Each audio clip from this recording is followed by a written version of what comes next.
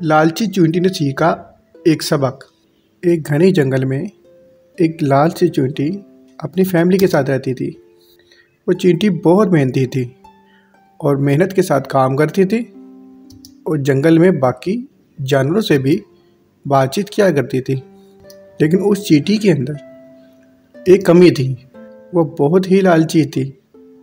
वो हर चीज़ को अपने पास जमा कर लिया करती थी, चाहे वो उसके काम का हो या ना हो। जंगल में बहुत सी चींटियाँ ऐसी थीं जो बहुत मेहनत करती थीं और बारिश के दिनों के लिए अपने अपने घरों में खाने इकट्ठा करती थीं। लेकिन लालची चींटी हर बार अपने हिस्से से बहुत ही ज़्यादा खाना इकट्ठे करती और जब भी कोई दूसरी चींटी या उसकी कोई दोस्त उससे मदद मांगती और वो मना कर देती और वो बड़े घमंड से कहती, ये तो मेरे हिस्से का खाना है और इसे मैंने आने वाले वक्तों के लिए जमा किया हुआ है। उसको इतनी लालच थी कि वो अपना खाना किसी को भी नहीं देती थी और इन्हीं ही हरकतों की वजह से बाकी चींटियाँ भी इससे दूर दूर रहती थी। लेकिन इस चींटी को किसी की परवाह नहीं थी। वो यही सोचती रहती कि ज़्यादा खाना इकट्ठा करने से वो सबसे ज़्यादा खुश और सेफ रहेगी। लेकिन एक दिन लालची चींटी एक नदी के किनारे टहल रही थी और तभी उसकी नज़र एक पेड़ पर पड़ी जिसके नीचे एक गार सा बना हुआ था और वो चींटी उस गार के अंदर गई और वहाँ जाकर उसने देखा कि वहाँ पर तो शहद से भरा हुआ एक घड़ा बना हुआ था और शहद ही शहद था। वो इतना सारा शहद देखकर उस चींटी की आंखें तो चमक उठी और उसने सोचा, इतना सारा शहद अगर मैं इसे जमा कर लूँ तो मुझे कभी भी भूखा नहीं रहना पड़ेगा। घड़ा बहुत ही बड़ा और भरा हुआ था।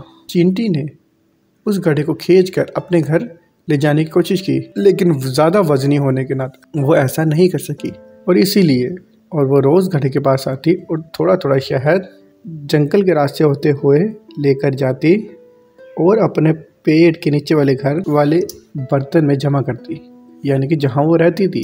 कुछ दिन तक तो ऐसा ही चलता रहा। वो आती, शहद लेती और फिर अपने घर पे ले जाके जमा करती रहती। लेकिन एक दिन ज़्यादा शहद लेने के चक्कर में घड़े के अंदर तक जाती रही। जैसे ही वो घड़े के अंदर गई, उसका पाँव फिसल गया और वो शहद में जा गिरी। उसका पाँव शहद में फंस गया और वो तो उसके लिए एक दलदल साबित हुई। वो जितना बाहर निकलने की कोशिश करती वो उतना ही अंदर जाती रहती। अब वो शहद में फंस चुकी थी और डरी हुई भी थी और वो ज़ोर ज़ोर से चीखती रही कि शायद कोई मेरी आवाज़ सुन ले। बचाओ बचाओ की आवाज़ें लगाना शुरू हुई। लेकिन उस छोटी सी चींटी की आवाज़ इतनी धीमी थी, किसी को सुना ही नहीं दी। अब चींटी को अपनी गलती का एहसास हो रहा था। उसने सोचा, अगर उसने इतना लालच ना किया होता तो मैं इस शहद में कभी नहीं फंसती।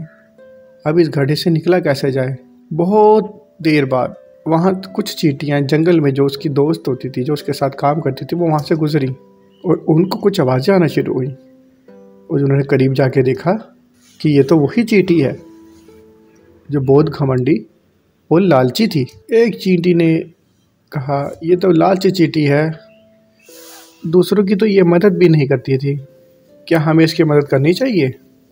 दूसरी चींटियों ने कहा, हमें ऐसा नहीं होना चाहिए जैसे कि ये है, बल्कि हमें इसकी जान बचानी चाहिए।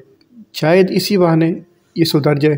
और फिर बाकी सब चींटियों ने मिलकर एक लंबा सा पत्ता दरख्त से तोड़ा और उसके पास घड़े में ले आई और उस पत्ते को जब उन्होंने घड़े में डाला और उस पत्ते के सहारे उस चींटी को बाहर निकाल लिया जो चींटी घड़े में फंसी हुई थी। तो उसने बाहर निकलते साथ ही बहुत ही शर्मिंदगी से और नदामत से बाकी चींटियों को शुक्रिया अदा किया और उनसे माफ़ी भी मांगी और अपनी गलती को तस्लीम किया कि मैंने अपनी गलती से बहुत बड़ा सबक सीखा है। अब मैं कभी भी लालच नहीं करूँगी और ज़रूरतमंदों की मदद करूँगी और हमेशा सबकी मदद करूँगी। और उस दिन के बाद से उस चींटी ने अपनी आदतों को बदल लिया और जो वो अब खाना इकट्ठा करती अपने रिश्तेदार, अपनी फैमिली और अपने दोस्तों के साथ शेयर करती और सिर्फ अब ज़रूरतमंद का खाना ही इकट्ठा करती और दूसरों की मदद करती।